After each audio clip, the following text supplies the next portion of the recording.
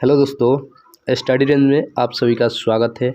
आज हम लोग बिहार दरोगा न्यू वैकेंसी का प्रैक्टिस सेट नंबर 3 इस वीडियो में कवर करेंगे। इससे पहले 2 टेस्ट सीरीज ऑलरेडी इस चैनल पे अपलोड हो चुका है। अगर आप लोग नहीं देखे होंगे तो जाके देख लीजिए, डिस्क्रिप्शन बॉक्स में उन दोनों वीडियो का लिंक आप लोगों को मिल जाएगा। चलिए तो आज का पहला क्वेश्चन शुरू करते हैं। ठीक है, ये आपको बता दें कि ये जो टेस्ट सीरीज चल रहा है टॉपिक वाइज यानी सीक्वेंस तरीके से चल रहा है। ठीक है, देख लीजिए, अभी प्राचीन इतिहास का टेस्ट सीरीज चल रहा है, उसके बाद मध्यकालीन इतिहास का चलेगा, उसके बाद आधुनिक इतिहास, आधुनिक भारत का इतिहास चलेगा। ठीक है, चलिए तो आज का पहला क्वेश्चन देखते हैं। पहला क्वेश्चन क्या कह रहा है? पहला क्वेश्चन है, पुरी में रथ यात्रा किसके सम्मान में निकाली जाती है? तो इसका करेक्ट आंसर हो जाएगा ऑप्शन नंबर सी, भगवान जगन्नाथ के सम्मान में पुरी की रथ यात्रा निकाली जाती है। चलिए अगला क्वेश्चन देखते हैं, क्वेश्चन नंबर 2। क्वेश्चन नंबर 2 कह रहा है, नासिक में कुंभ मेले निम्न में से किस एक नदी के तट पे लगाया जाता है यानी लगता है? तो इसका करेक्ट आंसर हो जाएगा ऑप्शन नंबर डी, गोदावरी नदी के तट पे। ठीक है, अगला क्वेश्चन है, यहाँ पे देख लीजिए, 6ठी सदी ईसा पूर्व की राजनीतिक दशा। ठीक है, अब आ गया यहाँ से, ये जो चैप्टर है वो चेंज हो चुका है। अगला है 3 नंबर क्वेश्चन का, पूछ रहा है, उज्जैन का प्राचीन काल में क्या नाम था? तो करेक्ट आंसर हो जाएगा इसका ऑप्शन नंबर सी, अवंतिका। ठीक है, चलिए अगला क्वेश्चन देखते हैं, 4 नंबर। पाटलिपुत्र के संस्थापक कौन थे? पाटलिपुत्र के संस्थापक आप सभी लोग जानते होंगे, उदयन था, उदयन। ठीक है, हर्यक वंश का एक शासक उदयन था, वही पाटलिपुत्र का स्थापना किया था। करेक्ट आंसर हो जाएगा ऑप्शन नंबर ए। चलिए अगला क्वेश्चन देखते हैं, क्वेश्चन नंबर 5। ठीक है, कह रहा है कि पाटलिपुत्र को किस शासक ने सर्वप्रथम अपनी राजधानी बनाया? तो इसका करेक्ट आंसर हो जाएगा option number A, Chandragupta Maurya. अगला क्वेश्चन है क्वेश्चन नंबर 6। कह रहा है कि निम्नलिखित में से किस राजा ने पाटलिपुत्र बसाया था?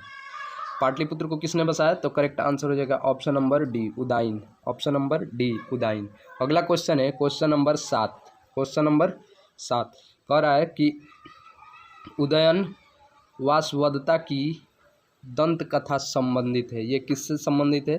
तो करेक्ट आंसर हो जाएगा ऑप्शन नंबर ए, उज्जैन से। ठीक है, उज्जैन से। अगला क्वेश्चन है क्वेश्चन नंबर 8। कह रहा है, प्रथम मगध साम्राज्य का उत्कर्ष किस शताब्दी में हुआ? तो इसका करेक्ट आंसर हो जाएगा ऑप्शन नंबर बी, 6ठी ईसा पूर्व यानी 6ठी शताब्दी ईसा पूर्व। ठीक है, अगला क्वेश्चन है क्वेश्चन नंबर 9। कह रहा है कि प्रारंभिक गणतंत्र में कौन सा नहीं था? तो इसका करेक्ट आंसर हो जाएगा, ये जो हो जाएगा 9 का सी नंबर, योग्य, ये प्रारंभिक गणतंत्र में नहीं था। ठीक है, लिच्छवी और शाक्य ये थे। ठीक है, अगला क्वेश्चन है क्वेश्चन नंबर 10। क्वेश्चन नंबर 10 है, विश्व का पहला गणतंत्र वैशाली किसके द्वारा स्थापित किया गया? तो करेक्ट आंसर हो जाएगा ऑप्शन नंबर डी, लिच्छवियों के द्वारा। ठीक है, चलिए अगला क्वेश्चन देख लेते हैं, क्वेश्चन नंबर 11। ईसा पूर्व 6ठी शताब्दी में विश्व की प्रथम गणतंत्रात्मक व्यवस्था कहाँ थी? तो आप सभी लोगों को पता होगा कि ऑप्शन नंबर ए हो जाएगा इसका करेक्ट आंसर, वैशाली में। ठीक है, ऑप्शन नंबर ए, वैशाली। चलिए अगला क्वेश्चन देख लेते हैं, क्वेश्चन नंबर 12। ठीक है,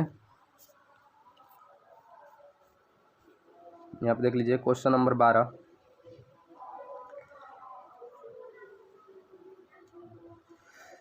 कह रहा है कि 6ठी शताब्दी ईसा पूर्व में 16 महाजनपदों के विषय में निम्नलिखित में से कौन बौद्ध ग्रंथ में सूचना मिलती है? तो करेक्ट आंसर हो जाएगा ऑप्शन नंबर डी, अंगुत्तर निकाय। अगला क्वेश्चन देखते हैं, क्वेश्चन नंबर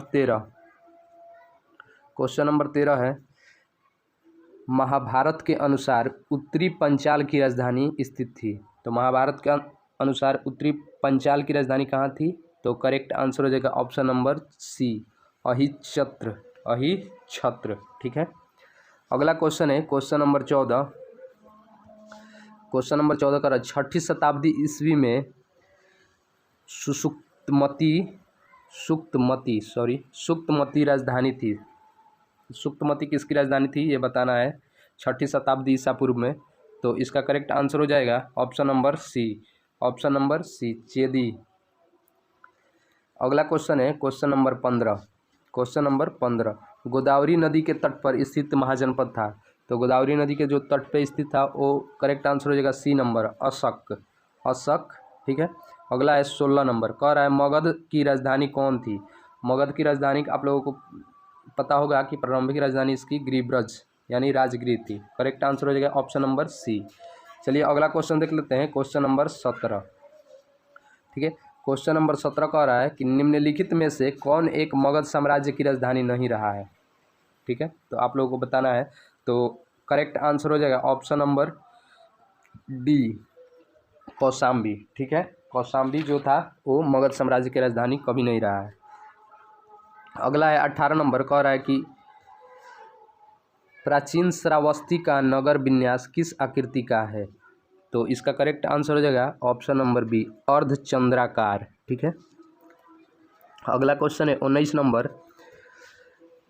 मगध के किस प्रारंभिक शासक ने राज्यारोहण के लिए अपने पिता की हत्या की एवं स्वयं इसकी कारणवश अपने पिता द्वारा मारा गया। तो आप लोगों को पता होगा कि बिंबिसार जो था उसका लड़का अजातशत्रु ने अपने पिता की हत्या की थी। ठीक है, और फिर अजातशत्रु को इसके पुत्र उदयन ने इसको मार दिया था। ठीक है, तो करेक्ट आंसर हो जाएगा ऑप्शन नंबर बी। ठीक है, इसलिए हर्यक वंश को क्या कहते हैं, पितृहंता वंश। चलिए अगला क्वेश्चन है क्वेश्चन नंबर 20 देख लेते हैं। कह रहा है कि नंद वंश के पश्चात मगध पर किस राजवंश ने शासन किया। तो नंद वंश के पश्चात आप लोगों को पता होगा कि नंद वंश के अंतिम सम्राट धनानंद को मारकर मौर्य वंश की स्थापना चंद्रगुप्त मौर्य ने किया था। तो करेक्ट आंसर हो जाएगा ऑप्शन नंबर ए मौर्य वंश। ठीक है, अगर पूछे नंद वंश के संस्थापक कौन है तो महापद्मानंद, जिसे एक राट की उपाधि धारण किया था जिसने। ठीक है, क्षत्रिय हंता भी उसी को कहा जाता है, महापद्मानंद को। और नंद वंश का अंतिम संस्थापक कौन था, धनानंद, बहुत ही क्रूर शासक था। ठीक है, चलिए अगला क्वेश्चन देख लेते हैं, क्वेश्चन नंबर 21। गौतम बुद्ध के समय का प्रसिद्ध वैद्य जीवक किसके दरबार से संबंधित था। तो आप लोगों को पता होगा कि ये करेक्ट आंसर हो जाएगा ए नंबर बिंबिसार के ये दरबार में रहते थे जीवक, बौद्ध जीवक को ही गौतम बुद्ध के उपचार के लिए भेजा था। ठीक है, बिंबिसार ने। ठीक है, अगला क्वेश्चन देख लीजिए। क्वेश्चन यहाँ से फिर चैप्टर चेंज हो गया, यूनानी आक्रमण से आ गया। तो देख लेते हैं 22 नंबर क्या कह रहा है। सिकंदर के हमले के समय उत्तर भारत पर निम्नलिखित राजवंशों में से किस एक का शासन था।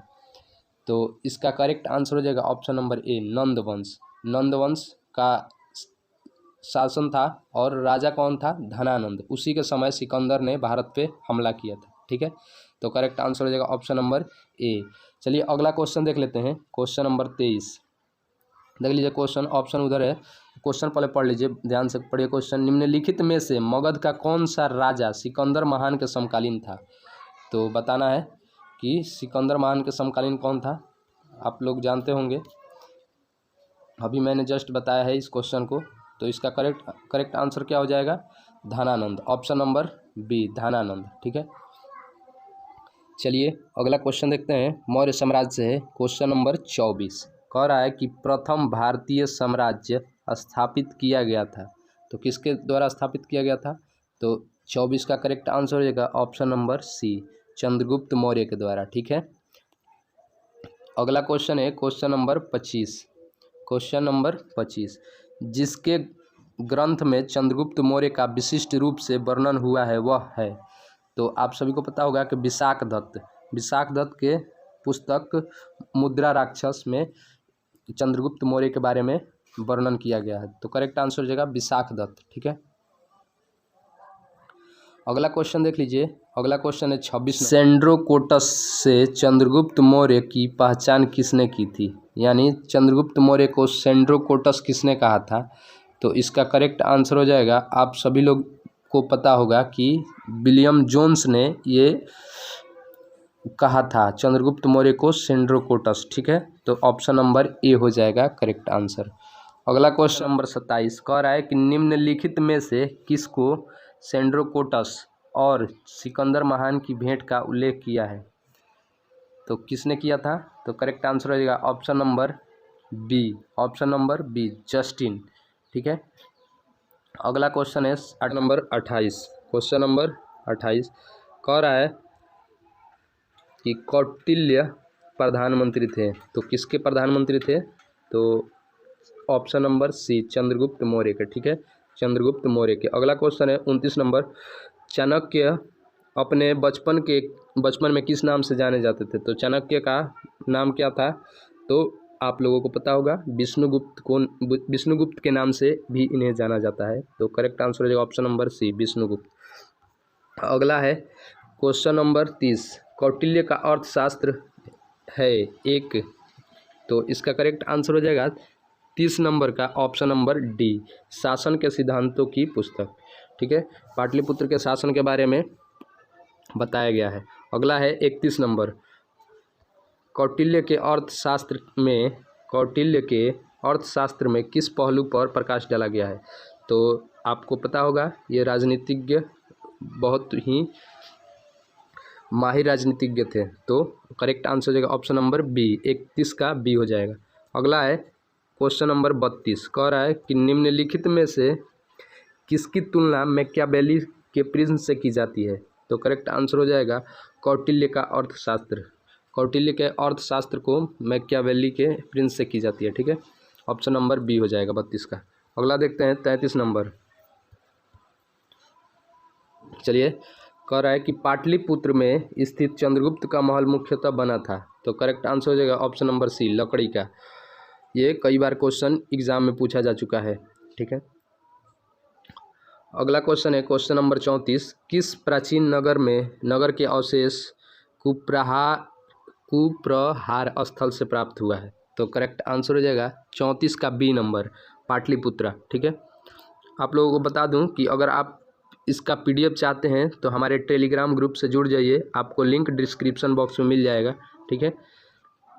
तो चलिए अगला क्वेश्चन देखते हैं। क्वेश्चन नंबर 35 क्या कह रहा है कि बुलंदी बाग प्राचीन स्थान था, बुलंदी बाग प्राचीन स्थान था। तो करेक्ट आंसर हो जाएगा इसका बी नंबर पाटलिपुत्र का, ये पाटलिपुत्र का प्राचीन स्थान था बुलंदी बाग, ठीक है। अगला है 36 नंबर, निम्नलिखित में से किस मौर्य राजा ने दक्कन की विजय प्राप्त की थी? तो दक्कन की विजय किसने प्राप्त किया था? तो करेक्ट आंसर हो जाएगा इसका 36 का बी नंबर चंद्रगुप्त ने, ठीक है। चंद्रगुप्त ने दक्कन पर विजय प्राप्त की थी। अगला क्वेश्चन है क्वेश्चन नंबर 37, क्वेश्चन नंबर 37 कह रहा है कि मालवा, गुजरात एवं महाराष्ट्र किस शासक ने पहली बार जीता था? तो इसका करेक्ट आंसर हो जाएगा 37 का डी नंबर चंद्रगुप्त मौर्य ने ही जीता था, ठीक है।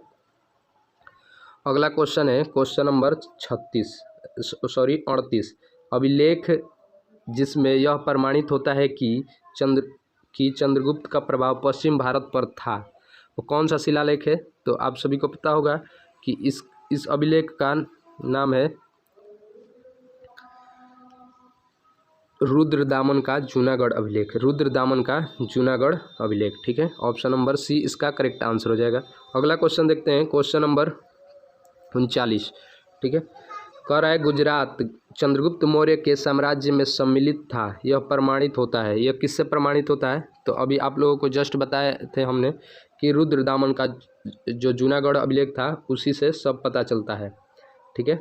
ऑप्शन नंबर बी हो जाएगा इसका करेक्ट आंसर। अगला क्वेश्चन है क्वेश्चन नंबर 40, ठीक है। सेल्यूकस जिसको अलेक्जेंडर द्वारा सिंह एवं अफगानिस्तान का प्रशासक नियुक्त किया गया था, ठीक है, को किस भारतीय राजा ने हराया था? तो किसने हराया था? तो करेक्ट आंसर हो जाएगा इसका डी नंबर चंद्रगुप्त ने ही हराया था, ठीक है। अगला है 41 नंबर, किसने सहिष्णुता, उदारता और करुणा के त्रिविध आधार पर राजधर्म की स्थापना की? तो इसका करेक्ट आंसर हो जाएगा 41 के ए नंबर अशोक ने, ठीक है। 261 ईसा पूर्व जब कलिंग का युद्ध हुआ था तो उनका आत्मा बदल गया था, ठीक है। उसके बाद वे सहिष्णुता और उदारता करुणा को अपना लिए थे, ठीक है। बौद्ध धर्म को भी अपनाया था। चलिए अगला क्वेश्चन है क्वेश्चन नंबर 42। कह रहा है कि निम्नलिखित में से कौन सा क्षेत्र अशोक के साम्राज्य में सम्मिलित नहीं था। तो इसका करेक्ट आंसर हो जाएगा option number C, Sri Lanka. Sri Lanka जो था वो अशोक के साम्राज्य में सम्मिलित नहीं था, इसलिए वहाँ पे अपने पुत्र और पुत्री को अशोक ने बौद्ध धर्म के प्रचार के लिए भेजा था, ठीक है, याद रखिएगा, ये भी पूछता है। अगला क्वेश्चन है क्वेश्चन नंबर 43। अशोक ने बौद्ध होते हुए भी हिंदू धर्म में आस्था नहीं छोड़ी, इसका प्रमाण है। यानी कह रहा है कि अशोक बौद्ध होते हुए भी हिंदू धर्म में आस्था नहीं छोड़े, इसका प्रमाण कहाँ से मिलता है। तो करेक्ट आंसर हो जाएगा ऑप्शन नंबर सी, देवनाम प्रिय की उपाधि। उनको देवनाम प्रिय की उपाधि से पता चलता है कि हिंदू धर्म में आस्था नहीं छोड़े थे, ठीक है। अगला क्वेश्चन है क्वेश्चन नंबर 44। अशोक के शासनकाल में बौद्ध सभा किस नगर में आयोजित की गई थी। तो अशोक के समय में आप लोगों को पता होगा पाटलिपुत्रा में ये सभा स्थापित की गई थी, तृतीय बौद्ध समय, थर्ड, ठीक है, पाटलिपुत्रा में। चलिए, और इस समय जो अध्यक्ष थे मोगलीपुत्र तीस थे, मोगलीपुत्र तीस, ठीक है, याद रखिएगा। बौद्ध जो जितने भी बौद्ध समितियाँ हुई है 4 गो, उन सभी को आप लोगों को याद रखना है, ठीक है। शासक का नाम याद रखना है, अध्यक्ष का नाम याद रखना है और उसका ईस्वी याद रखना है, और लास्ट में किस स्थान पे हुआ था ये भी याद रखना है, ठीक है। आगे देखते हैं 45 नंबर क्वेश्चन। 45 नंबर क्वेश्चन देख लीजिए। कह रहा है कि रजुक थे, रजुक कौन थे। तो करेक्ट आंसर हो जाएगा ऑप्शन नंबर बी, मौर्य शासन में अधिकारी। मौर्य शासन में अधिकारी को रज्जु कहा जाता था। अगला क्वेश्चन है क्वेश्चन नंबर 46। सर्धवाह किसे कहते थे। सर्धवाह किसे कहते थे। करेक्ट आंसर हो जाएगा ऑप्शन नंबर बी, व्यापारियों के काफिले को, ठीक है। अगला क्वेश्चन है क्वेश्चन नंबर 47। सारनाथ स्तंभ का निर्माण किसने किया था। तो आप सभी को पता होगा कि इसका निर्माण अशोक ने किया था। करेक्ट आंसर हो जाएगा ऑप्शन नंबर बी, अशोक, ठीक है। अगला क्वेश्चन है 48 नंबर। निम्नलिखित में से किसे सर्वश्रेष्ठ स्तूप माना जाता है। तो करेक्ट आंसर हो जाएगा ऑप्शन नंबर सी, सांची का स्तूप, ठीक है। अगला क्वेश्चन है 49। सांची का स्तूप किस शासक ने बनवाया था। तो करेक्ट आंसर हो जाएगा ऑप्शन नंबर बी, अशोक ने, ठीक है। अशोक ने बनवाया था सांची का स्तूप, ठीक है। अगला क्वेश्चन है 50 नंबर, ठीक है।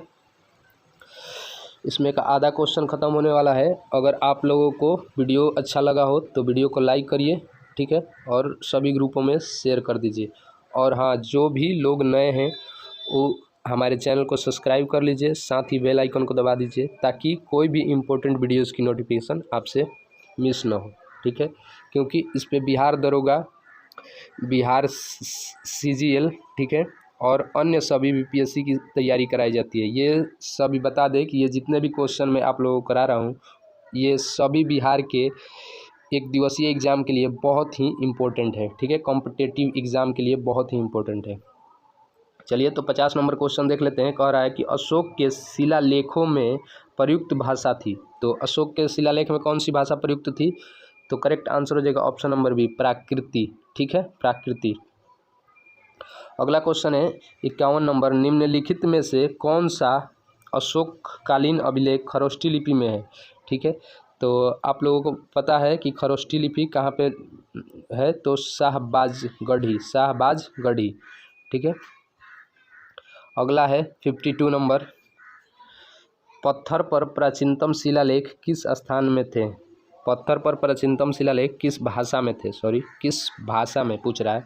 तो करेक्ट आंसर हो जाएगा ऑप्शन नंबर सी, प्राकृत भाषा में ही थे।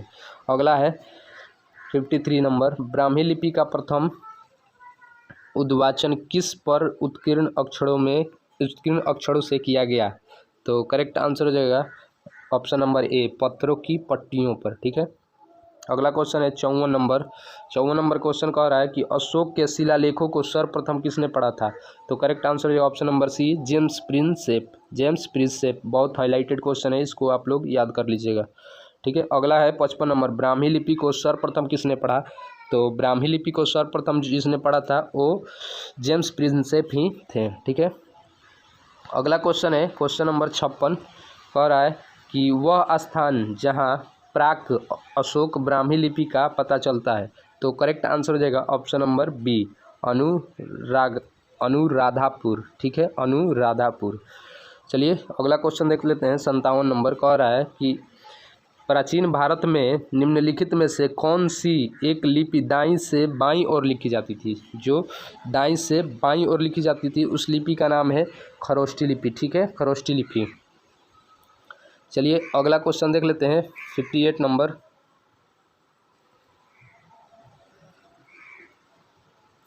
कह रहा है, 58 नंबर क्वेश्चन कह रहा है कि अशोक का अपने लेखों में सामान्यतः जिस नाम से उल्लेख हुआ है वह है। तो करेक्ट आंसर हो जाएगा इसका प्रियदर्शी। ठीक है, प्रियदर्शी। अगला क्वेश्चन है 59 नंबर देख लीजिए, कह रहा है कि निम्नलिखित में से किस एक अभिलेख में अशोक के व्यक्तिगत नाम का उल्लेख मिलता है। तो इसका करेक्ट आंसर हो जाएगा ऑप्शन नंबर डी, मास्की अभिलेख में व्यक्तिगत नाम का उल्लेख मिलता है। ठीक है, अगला क्वेश्चन है क्वेश्चन नंबर 60। ठीक है, देखिए कह रहा है निम्नलिखित अभिलेखों में से किस अभिलेख में अशोक नाम उल्लेखित है। तो अभी आप लोगों को जस्ट ये क्वेश्चन मैंने बताया था। व्यक्तिगत मतलब क्या होता है कि जो जिस नाम से वो फेमस थे, अशोक नाम से फेमस थे, तो इसका भी हो जाएगा मास्की का लघु शिलालेख। ठीक है, अशोक कहे या व्यक्तिगत नाम कहे तो करेक्ट आंसर वही होगा, मास्की का लघु शिलालेख। अगला क्वेश्चन हो जाएगा क्वेश्चन नंबर 61। ठीक है, कह रहा है अशोक का रुमेनदेई स्तंभ संबंधित है। तो रुमेनदेई स्तंभ क्यों संबंधित है। तो इसका करेक्ट आंसर हो जाएगा बुद्ध के जन्म से। बुद्ध का जन्म का उल्लेख इसी अभिलेख में मिलता है, रुमेनदेई अभिलेख में। ठीक है, चलिए अगला क्वेश्चन देख लेते हैं। 62 नंबर कह रहा है कि गुर्जरा लघु शिलालेख जिसमें अशोक का नामोल्लेख किया गया है कहाँ पे स्थित है। तो करेक्ट आंसर हो जाएगा option number B, Madhya Pradesh के दतिया जिले में। ठीक है, मध्य प्रदेश के दतिया जिले में। अगला है 63 नंबर, कह रहा है कि केवल वह स्तंभ जिसमें अशोक ने स्वयं को मगध का सम्राट बताया है। तो अशोक ने किस में अपने आप को मगध का सम्राट बताया है। तो भाब्रू स्तंभ में, भाब्रू अभिलेख या भाब्रू स्तंभ अभिलेख में। ठीक है, याद रखिएगा, ये भी बहुत बार क्वेश्चन पूछा जा चुका है। अगला है 64 नंबर कह रहा है कि कालसी किस लिए प्रसिद्ध है। तो करेक्ट आंसर हो जाएगा ऑप्शन नंबर सी, अशोक के शिलालेख के कारण। कालसी प्रसिद्ध है अशोक के शिलालेख के कारण। ठीक है, अगला है 65 नंबर, उत्तराखंड में सम्राट अशोक के शिलालेख की एक प्रति कहाँ मिलती है। तो इसका करेक्ट आंसर हो जाएगा ऑप्शन नंबर डी, कालसी। ठीक है, कालसी, यही इसके ऊपर वाला जो था वही है। ठीक है, तो अगला क्वेश्चन देखते हैं। 66 नंबर कह रहा है कि कलिंग युद्ध की विजय तथा क्षतियों का वर्णन अशोक के किस शिलालेख में किया गया है। यानी कलिंग युद्ध का वर्णन के बारे में पूछ रहा है। तो आप सभी को पता होगा कि ये जो इसका उल्लेख हुआ था अंतिम अभिलेख यानी 13वें अभिलेख में इसका वर्णन किया गया है। ठीक है, शिलालेख 13वें अभिलेख में। ठीक है, अगला क्वेश्चन है क्वेश्चन नंबर 67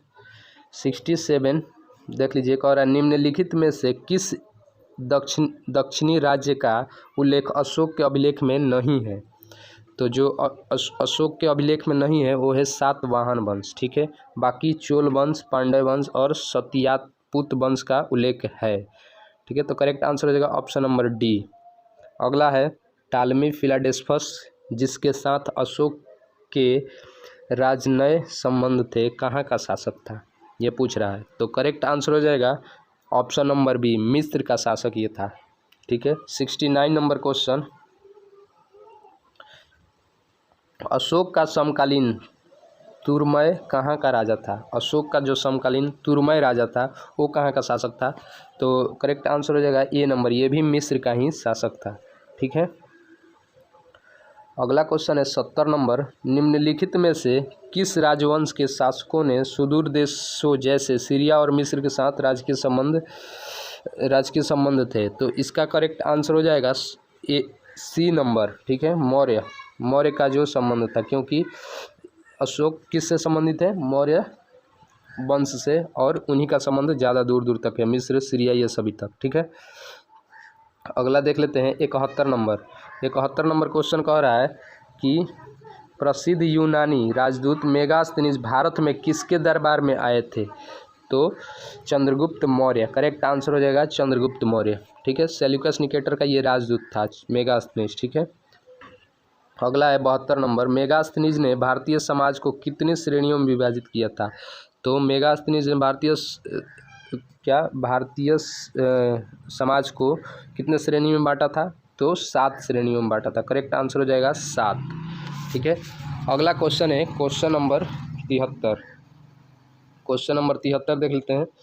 कह रहा है कि मौर्य साम्राज्य का विभाजन 7 वर्गों में विशेष तौर पर उल्लेखित है। यहाँ पे देख लीजिए 7 वर्गों में। आप लोग याद रखिएगा कि मेगास्थनीज जो था वो भारतीय साम्राज्य को 7 वर्गों में बांटा था। ये बहुत इंपॉर्टेंट क्वेश्चन है। ठीक है, तो ये कह रहा है 7 वर्गों तौर पर उल्लेखित किया है। तो मेगास्थनीज की इंडिका आप लोग देख सकते हैं, यहाँ पे मेगास्थनीज किया था, तो इसलिए इसकी पुस्तक का नाम है इंडिका। ठीक है, मेगास्थनीज की पुस्तक की नाम है इंडिका। तो करेक्ट आंसर हो जाएगा ऑप्शन नंबर डी। ठीक है, अगला क्वेश्चन देखते हैं 74 नंबर। ठीक है, वह स्रोत जिससे पाटलिपुत्र के प्रशासन का वर्णन उपलब्ध है, ठीक है कौन सा है? तो इंडिका हो जाएगा। ठीक है, करेक्ट आंसर हो जाएगा इंडिका, ऑप्शन नंबर सी। अगला क्वेश्चन है क्वेश्चन नंबर 75। क्वेश्चन नंबर 75, निम्नलिखित में से कौन स्रोत मौर्य के नगर प्रशासन का विस्तृत विवरण प्रस्तुत करता है? तो करेक्ट आंसर हो जाएगा मेगास्थनीज की इंडिका, मेगास्थनीज की इंडिका। और कौटिल्य का जो अर्थशास्त्र था वो राजनीति पे था। ठीक है, राजनीति पे आधारित था, ये याद रखिएगा। और जो वहाँ का शासन व्यवस्था का वर्णन है वो किस में था? मेगास्थनीज का पुस्तक इंडिका में। ठीक है, अगला क्वेश्चन है क्वेश्चन नंबर 76। ठीक है, मेगास्थनीज की पुस्तक का नाम क्या है? तो अभी आप लोगों ने पढ़ा था इंडिका। करेक्ट आंसर हो जाएगा ऑप्शन नंबर डी, इंडिका। ठीक है, अगला है 77 नंबर, भाग व बलि। भाग व बलि थे, क्या थे भाग और बलि? आपको बताना है। तो करेक्ट आंसर हो जाएगा राजस्व के स्रोत, राजस्व के स्रोत थे भाग और बलि, राजस्व के स्रोत, याद रखना है। अगला क्वेश्चन है 78 नंबर। अगला क्वेश्चन है 78 नंबर, कह रहा है कि मौर्य काल में भूमि कर जो कि राज्य की आय का मुख्य स्रोत था किस अधिकारी द्वारा एकत्रित किया जाता था? ठीक है, तो बता दे, इसका करेक्ट आंसर हो जाएगा सी नंबर, सीता अध्यक्ष। आपको इसको कैसे याद रखना है? जो सीता जी, प्राचीन जो समय में आप लोग कथा सुने होंगे कि सीता जी का जन्म कैसे हुआ था? हल जोतते समय धरती से निकली थी, यानी खेत से इनका संबंध हो जाएगा। तो सीता अध्यक्ष याद रखना है। चलिए अगला क्वेश्चन देखते हैं 79 नंबर। कह रहा है 79 नंबर क्वेश्चन कह रहा है मौर्य मंत्री परिषद में निम्न में से कौन राजस्व इकट्ठा करने से संबंधित था? ठीक है, तो ये करेक्ट आंसर हो जाएगा ए नंबर, समाहर्ता। ठीक है, समाहर्ता। अगला क्वेश्चन है क्वेश्चन नंबर 80। देख लीजिए, यहाँ पे कह रहा है कि निम्नलिखित में से कौन मौर्य युगीन अधिकारी तौल मान का प्रभारी था? तो करेक्ट आंसर हो जाएगा इसका भी ए नंबर, पौतबाध्यक्ष, पौतबाध्यक्ष। ठीक है, चलिए अगला क्वेश्चन देखते हैं 81 नंबर। देख लेते हैं, यहाँ पे मौर्यकालीन से ज़्यादा क्वेश्चन बनने की संभावना रहता है, इसलिए इसमें थोड़ा ज़्यादा क्वेश्चन दिया गया है। ठीक है, आप लोग इस सभी क्वेश्चन को बढ़िया से याद कर जाइएगा। ठीक है, क्योंकि ये सभी क्वेश्चन आपके लिए इम्पोर्टेंट है। कह रहा है अगला क्वेश्चन 81 नंबर, मौर्य काल में शिक्षा का सर्वाधिक प्रसिद्ध केंद्र था, तो कौन था? तो आपको पता होगा तक्षशिला विश्वविद्यालय, ऑप्शन नंबर सी। तक्षशिला विश्वविद्यालय, ठीक है। तक्षशिला विश्वविद्यालय की स्थापना किसने किया था? तो धर्मपाल, पाल वंश के शासक धर्मपाल ने तक्षशिला विश्वविद्यालय की स्थापना करवाया था। बात करें नालंदा विश्वविद्यालय की, तो नालंदा विश्वविद्यालय की स्थापना कुमारगुप्त प्रथम, गुप्त वंश का शासक कुमारगुप्त प्रथम ने करवाया था, ठीक है, याद रखिएगा, इसमें कंफ्यूज नहीं होना है। तक्षशिला विश्वविद्यालय मौर्य काल में बन चुकी थी, ठीक है, लेकिन ये जो था नालंदा विश्वविद्यालय, इसका स्थापना बाद में हुआ, ठीक है, पाल वंश के समय में हुआ।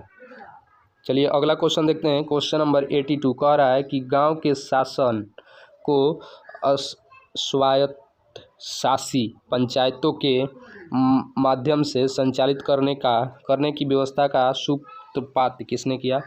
तो इसका करेक्ट आंसर हो जाएगा 82 का डी नंबर, मौर्यों ने, ठीक है।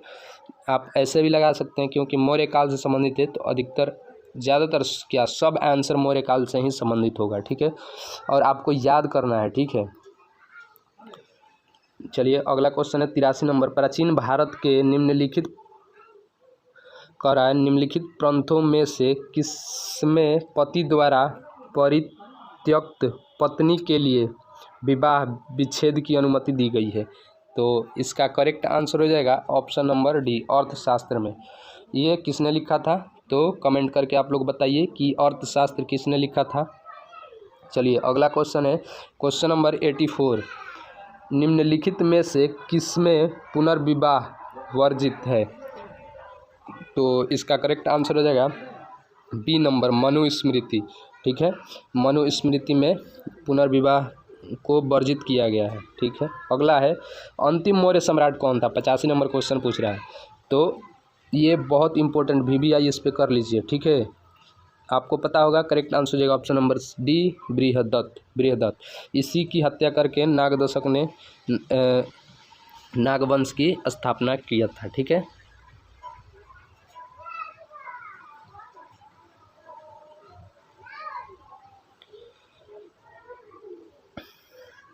चलिए अगला क्वेश्चन देखते हैं। यहाँ पे कह रहा है 86 नंबर कह रहा है कि निम्नलिखित में से कौन सा एक अन्य तीनों के समसामयिकी नहीं था?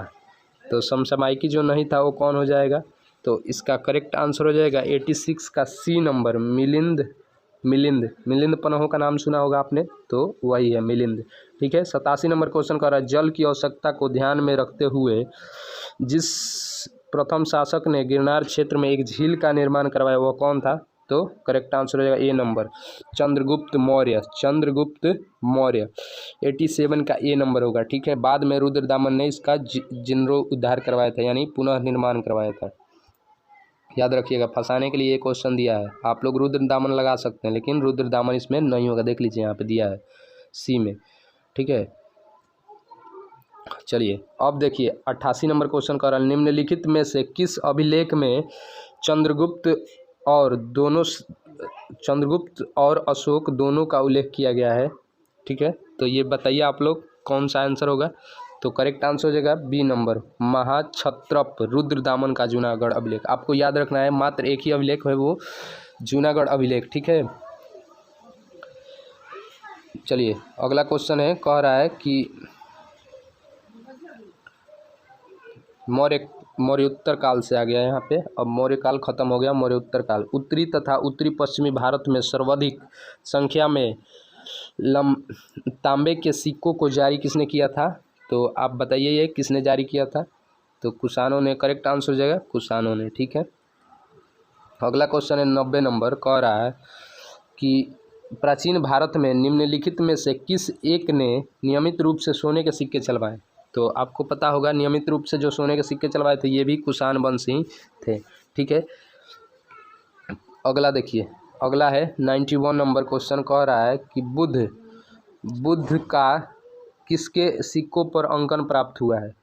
तो आपको पता है कि ये बुद्ध का सिक्का जो था वो कनिष्क ही था, कुषाण वंश का शासक कनिष्क ने बुद्ध भगवान का सिक्का बुद्ध भगवान को अंकित किया था अपने सिक्के पर, ठीक है। अगला है 92 नंबर कह रहा है कि निम्नलिखित में से किस शासन को सर्वप्रथम सोने के सिक्के जारी करने का श्रेय जाता है, तो ये कुजल कटफिशिस हो जाएगा, कुजल कट, ठीक है। 92 का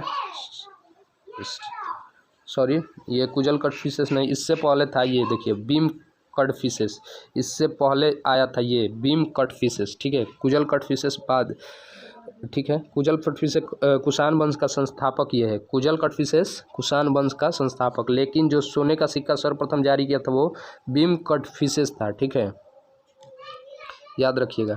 चलिए अगला देख लेते हैं यहाँ पे 93 नंबर क्वेश्चन। वीडियो अच्छा लग रहा हो तो वीडियो को लाइक करके सभी ग्रुपों में शेयर कर दीजिए, ठीक है। चलिए 93 नंबर, अवधेय सिक्कों पर किस देवता का अंकन मिलता है? तो करेक्ट आंसर हो जाएगा ऑप्शन नंबर डी, कार्तिकेय, ठीक है, कार्तिकेय का अंकन मिलता है। अगला है 94 नंबर, कह रहा है कि कुषाण शासक कनिष्क का राज्याभिषेक किस सन में हुआ था? तो इनका शासन हुआ था 78 ईसा पूर्व, यानी 78 AD में, ठीक है, याद रखिएगा। चलिए अगला, ये देखिए शक सावंत उसी ने चलाया था, कनिष्क ने ही चलाए थे शक सावंत, ठीक है। पूछ रहा है शक सावंत कब प्रारंभ की गई? तो ये करेक्ट आंसर हो जाएगा option number B, option number B 78 ईसा पूर्व में, ठीक है। जब इनका राज्याभिषेक हुआ तो उसी के उपलक्ष्य में इन्होंने शक सावंत प्रारंभ किया था, ठीक है। तो याद रखिएगा, या पूछे उनका राज्याभिषेक या शक सावंत, दोनों एक ही होगा, 78 ईसा पूर्व, ठीक है। यहाँ पे ईसा पूर्व होगा, ठीक है, सॉरी ईसा पूर्व नहीं होगा, यहाँ पे ईस्वी होगा, सॉरी। इसके ऊपर वाले में भी बता दिए थे, एडी मतलब होता है, बीसी मतलब होता है ईसा पूर्व, ठीक है, एडी मतलब होता है केवल ईस्वी, ठीक है। यहाँ पे सुधार कर लीजिएगा, होगा एडी यानी ईस्वी, 78 ईस्वी में, ठीक है। ये भी 78 ईस्वी होगा, ईसा पूर्व नहीं होगा, 78 ईस्वी, ठीक है। चलिए अगला क्वेश्चन देखते हैं 96 नंबर, कह रहा है कि विक्रम एवं शक सावंतों में कितना अंतर है? तो विक्रम और शक सावंतों में कितने वर्ष का अंतर मिलता है? तो आप लोग घटा के भी निकाल सकते हैं, 135 वर्ष का अंतर चलता है, ठीक है। देखिए यहाँ पे जोड़िए इसको, 5 7 और 7 8, 8 7 15 का 5, 8 7 5 12 1 13, 135, क्योंकि वो 57 ईसा पूर्व में चलाया गया था, ये 78 ईस्वी में चलाया गया था, ठीक है। ये ईसा पूर्व में चलाया गया था, कौन? विक्रम सावंत, ठीक है, और शक सावंत 78 ईस्वी में चलाया गया था, इसलिए यहाँ पे आप लोग निकाल सकते हैं, ठीक है। कह रहा है विक्रम सावंत कब प्रारंभ हुआ? तो अभी बताया मैंने 57 ईस्वी पूर्व, ईसा पूर्व में, ठीक है। तो करेक्ट आंसर है ऑप्शन नंबर बी। अगला है 98 नंबर, अश्वघोष किसका समकालीन था? अश्वघोष किसके समकालीन था? तो आपको बताना है ये अश्वघोष किसके समकालीन था? तो कनिष्क के समकालीन था, ऑप्शन नंबर सी, कनिष्क, ठीक है। तो अगला क्वेश्चन है 99 नंबर क्वेश्चन, हम लोग देख लेते हैं। कह रहा है निम्नलिखित में से कौन एक कनिष्क के दरबार से संबंधित नहीं था? तो करेक्ट आंसर हो जाएगा पतंजलि, ठीक है। चलिए अगला क्वेश्चन देखते हैं, क्वेश्चन नंबर 100 और आज का अंतिम प्रश्न, ठीक है।